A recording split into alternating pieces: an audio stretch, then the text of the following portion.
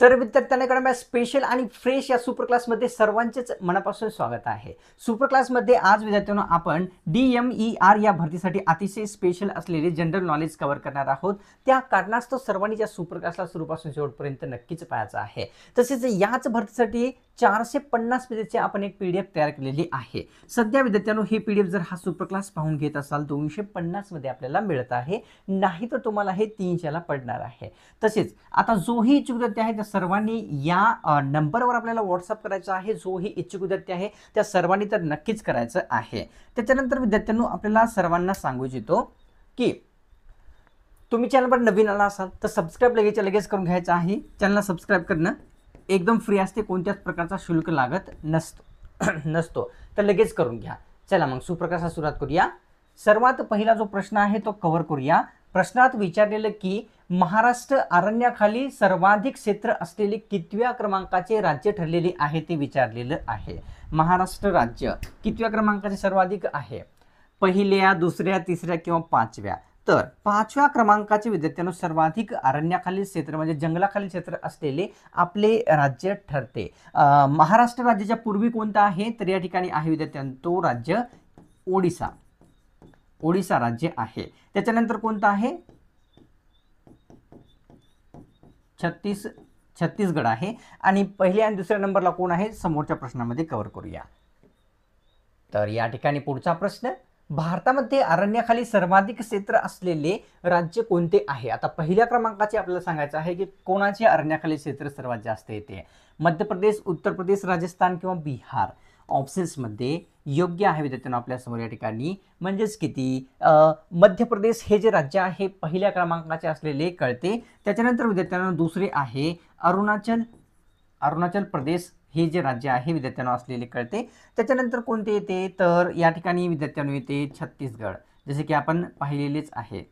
चला छत्तीसगड येते, लक्षात घ्या। तर करूया पुढचा प्रश्न जो की विद्यार्थ्यांनो आपल्या समोर आहे तिसऱ्या क्रमांकाचा। तर प्रश्न असा दिसून येतो की शरीरातील सर्वात मोठी लाळ स्त्रावणारी ग्रंथी जी आहे ती कोणती आहे ते विचारलेलं आहे, जी की लाळ स्त्रावते। कर्णमूल, अधोहनी, यकृत किंवा अधोजीवी? तर ऑप्शन्स मध्ये एक योग्य आहे। कर्णमूल ही ग्रंथी सर्वात मोठी ग्रंथी आहे जी की लाळ स्त्रावते हे आपल्याला कळते। कव्हर करूया प्रश्न पुढचा। प्रश्न चौथा असा दिसून येतो की भारतीय राज्यघटनेच्या कोणत्या भागावर गांधीजींच्या तत्वाचा प्रभाव दिसतो ते विचारलेलं आहे। गांधीजींच्या तत्वाचा सरनाम्यामध्ये मूलभूत हक्क, मार्गदर्शक तत्त्वे किंवा मूलभूत कर्तव्य? ऑप्शन्स मध्ये योग्य आहे आपल्या समोर 3, मार्गदर्शक तत्वावर गांधीजींचा प्रभाव असलेला दिसतो। कव्हर करूया प्रश्न या ठिकाणी पाचवा। तर लेक ऑफ फ्लावर असे कोणत्या सरोवरास म्हणतात? ते सरोवर कोणते आहे ज्यास लेक ऑफ फ्लावर म्हटले जाते? दाल सरोवर, उल्का सरोवर? त्याला क्वेश्चन्स पर्याय चुकलेला आहे। तर ऑप्शन्स मध्ये एक योग्य राहील। दल सरोवराला जे आहे विद्यार्थ्यांनो लेक ऑफ फ्लावर असे संबोधले जाते। कव्हर करूया प्रश्न सहावा। अजिंठा लेणी खालीलपैकी कोणत्या तालुक्यामध्ये स्थित आहे ते विचारलेलं आहे। कोणती लेणी आहे? अजिंठा लेणी। तालुका कोणता आहे? गंगापूर, पैठण, कन्नड किंवा सोयगाव? ऑप्शन्स मध्ये 4 योग्य राहील। सोयगाव या तालुक्यामध्ये अजिंठा लेण्या स्थित असलेल्या लक्षात येतात। प्रश्न सातवा। स्वच्छता हा कोणत्या सूचीतील अतिशय महत्त्वाचा विषय आहे? कोणत्या सूचीमध्ये स्वच्छता विषय ठेवण्यात आलेला दिसतो? राज्य सूची, केंद्र सूची, समवर्ती सूची किंवा वरील नाही? ऑप्शन्स मध्ये एक म्हणजेच राज्य सूचीमध्ये स्वच्छता हा जो विषय आहे तो ठेवण्यात आलेला दिसतो। प्रश्न आठवा पाहूया। धवल क्रांती खालीलपैकी कशाशी संबंधित आहे हे आपल्याला विचारलेलं। क्रांतीचं नाव धवल क्रांती आहे। रेशीम मध्ये वाढ करण्यासाठी, अन्नधान्यामध्ये वाढ करण्यासाठी, दुधामध्ये वाढ करण्यासाठी किंवा वरील नाही? ऑप्शन्स मध्ये 3 योग्य राहील। दुधांमध्ये वाढ करण्याशी संबंधित धवल क्रांती होती हे कळते। प्रश्न या ठिकाणी नववा। देशाच्या औद्योगिक क्षेत्रामधील शिखर बँक कोणत्या बँकेला म्हणतात? शिखर बँक औद्योगिक क्षेत्रातील कोणती आहे? IDBI, SBI, RBI किंवा वरील सर्व? ऑप्शन्स मध्ये 3 म्हणजेच RBI ही बँक देशाच्या औद्योगिक क्षेत्रातील शिखर बँक या नावाने ओळखली जात असते। कव्हर करूया प्रश्न 10वा. भारतातील पहिला अर्थसंकल्प तो कोणता दिवस आहे किंवा कोणते वर्ष आहे ज्या दिवशी किंवा वर्षी मांडण्यात आलेली होते? पहिला अर्थसंकल्पाविषयी प्रश्न 16 एप्रिल 1960, 15 एप्रिल, 14 एप्रिल किंवा 17 एप्रिल 1860. तर ऑप्शन्समध्ये विद्यार्थ्यांनो योग्य आहे आपल्यासमोर या ठिकाणी 17 एप्रिल 1860 या वर्षी जे आहे पहिला अर्थसंकल्प मांडण्यात आलेला दिसतो. तर या ठिकाणी खालीलपैकी कोणती कार्य संसद पार पाडते ते विचारलेलं. संसद कोणती कार्य पाडतात? कायदे करणे, संविधान सुधारणा करणे, संघर्ष मिटवणे किंवा वरीलपैकी सर्व.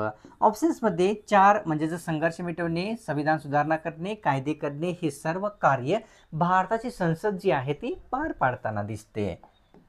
कव्हर करूया प्रश्न 12वा. उपराष्ट्रपती पदाचा जो अर्ज आहे तो करते वेळेस विचारलेला आहे की कोणत्या बँकेत रक्कम जमा करावी लागत असते? उपराष्ट्रपती पदाचा अर्ज भरते वेळेस HDFC, RBI, SBI किंवा वरील नाही. तर RBI बँकेमध्ये राष्ट्रपती पदाचा फॉर्म भरते वेळेस जो आहे ती काही रक्कम असते ती जमा करावी लागते. प्रश्न 13वा पाहूया. टेरापिन ही कासवाची प्रजाती पुढीलपैकी कोणत्या पाण्यातील आहे? टेरापिन ही पहिले तर जाणून घ्या की कासवाची एक प्रजाती आहे. साधारण, खारट, गोड किंवा वरीलपैकी सर्व. तर गोड्या पाण्यातील टेरापिन ही कासवाची एक प्रजाती असलेली कळते. तर कव्हर करूया प्रश्न पुढचा जो की आहे विद्यार्थ्यांनी या ठिकाणी 14वा. भारतीय संसदेमध्ये कोणत्या 2 भाषांचा वापर केला जातो हे विचारलेलं आहे संसदेमध्ये? तर इंग्रजी, हिंदी, वरील दोन्ही किंवा मराठी. ऑप्शन्समध्ये योग्य आहे 3 म्हणजेच हिंदी तसेच इंग्रजी या दोन्हीही भाषेचा जो उपयोग आहे संसदेमध्ये केला जात असतो. पाहूया पुढचा प्रश्न. तर प्रश्न आहे 15वा. संसदेचे काम इंग्रजी व हिंदीमध्ये चालेल आताच आपण पाहिलेले आहे. पण असे जे आहे संविधानातील ते कलम कोणते आहे ज्या कलमामध्ये सांगितलेले आहे की इंग्रजी हिंदीमध्ये चालेल? कलम 120, 110, 140 किंवा 130. ऑप्शन्समध्ये योग्य आहे आपल्यासमोर एक कलम 120 मध्ये इंग्रजी व हिंदीमध्ये संसदेचे कामकाज चालेल असे सांगण्यात आलेले आहे. लोकहितवादी नावाने ओळखले जाणारे गोपाळ देशमुख यांचा जो जन्म आहे तो कोणत्या ठिकाणी झालेला आहे ते विचारलेलं आहे. लोकहितवादी या नावाने ओळखले जाणारे अमरावती, पुणे, ठाणे किंवा अहमदनगर किंवा अहिल्यानगर. ऑप्शन्समध्ये या ठिकाणी 2 पुणे येथे गोपाळ देशमुख यांचा जो जन्म आहे तो झालेला दिसतो. कव्हर करूया प्रश्न 17वा. तर जालना जिल्ह्यातील जांब या ठिकाणी कोणाचा जो आहे विद्यार्थ्यांनो जन्म झालेला आहे? जालना जिल्ह्यातील ठिकाण आहे जांब हे समर्थ रामदास महाराज, साने गुरुजी, संत मीराबाई किंवा संत एकनाथ महाराज. ऑप्शन्समध्ये योग्य आहे आपल्यासमोर एक म्हणजे जर समर्थ रामदास महाराज यांचा जन्म जालना जिल्ह्यातील जांब या ठिकाणी झालेला आहे हे लक्षात येते. नानासाहेब पेशवे यांची जी समाधी आहे ती विचारलेली आहे की कोणत्या नदीवर स्थित आहे ते सांगायचं आहे. नानासाहेब पेशवे यांची मुळा, मुठा, भीमा किंवा वरीलपैकी नाही. तर ऑप्शन्समध्ये 2 म्हणजेच मुठा या नदीवर नानासाहेब पेशवे यांची समाधी आहे. प्रश्न 19वा कव्हर करूया. कास पठार महाराष्ट्राच्या कोणत्या जिल्ह्यात येते ते सांगायचं आहे. पठाराचं नाव लक्षात घ्या. कास पठार विचारलेलं जालना, सातारा, सांगली किंवा या ठिकाणी नांदेड. तर ऑप्शन्समध्ये 2 योग्य आहे. सातारा या जिल्ह्यामध्ये कास पठार आहे हे आपल्याला कळते. कव्हर करूया प्रश्न या ठिकाणी पुढचा जो की आहे 20व्या क्रमांकाचा.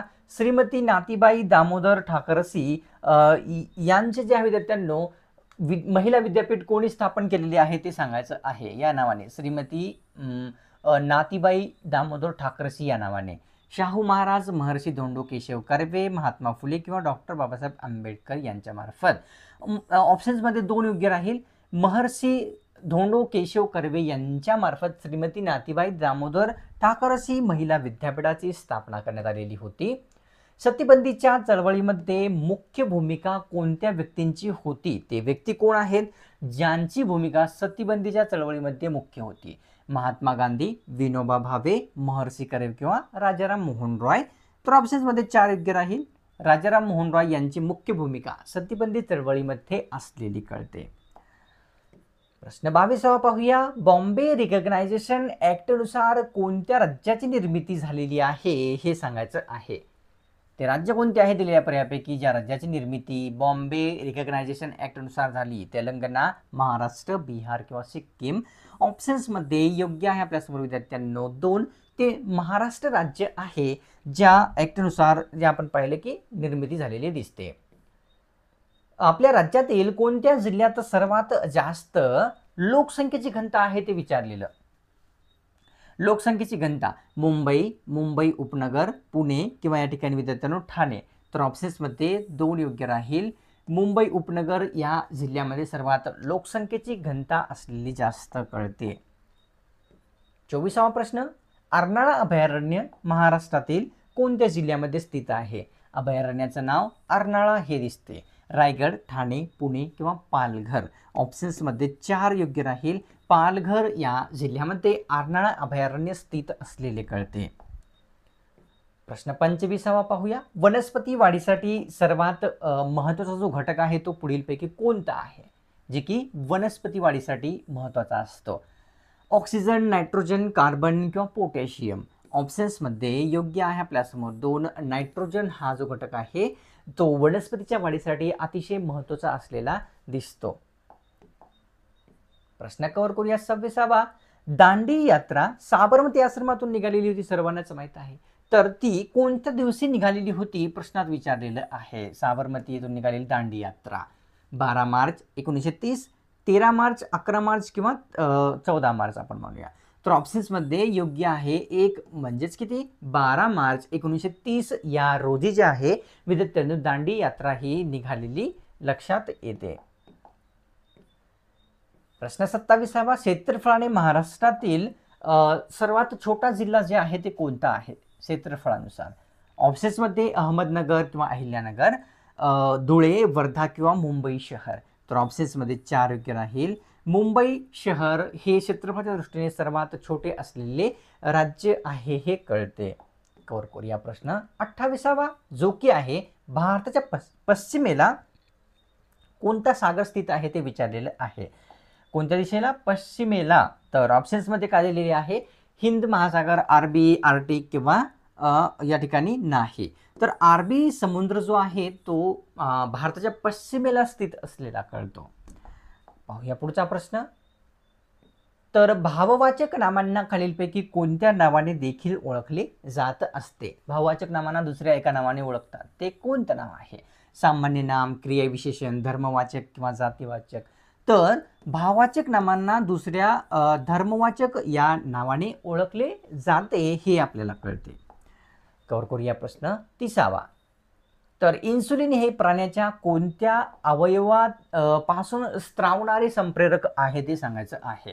इन्सुलिन हे संप्रेरक किडनी, जठर, आतडे किंवा स्वादुपिंड.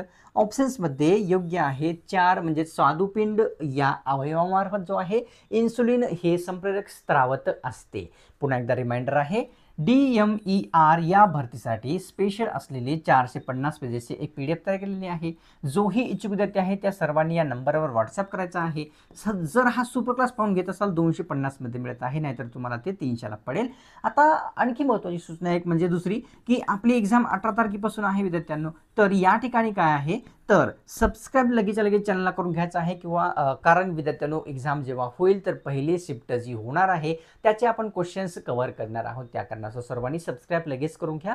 आणि कल्याण डोंबिवली जी एक्झाम झालेली आहे नुकतीच विद्यार्थ्यांनो त्या एक्झाममध्ये आपल्या PDF मधील कोणत्या शिफ्टला 15, कोणत्या 20, कोणत्या 25 असे प्रश्न आलेले आहेत. तर इच्छुक असाल तर PDF ला घेऊ शकता. नंबर दिलेला आहे, व्हॉट्सअप करायचा आहे. तर चला मग आणि सुपर क्लासला एक लाईक करून तुमच्यातर्फे थोडंसं प्रोत्साहन पण दिला तर चांगलंच होईल. चला मग भेटूया पुढच्या एखाद्या स्पेशल आणि फ्रेश सुपर क्लासमध्ये.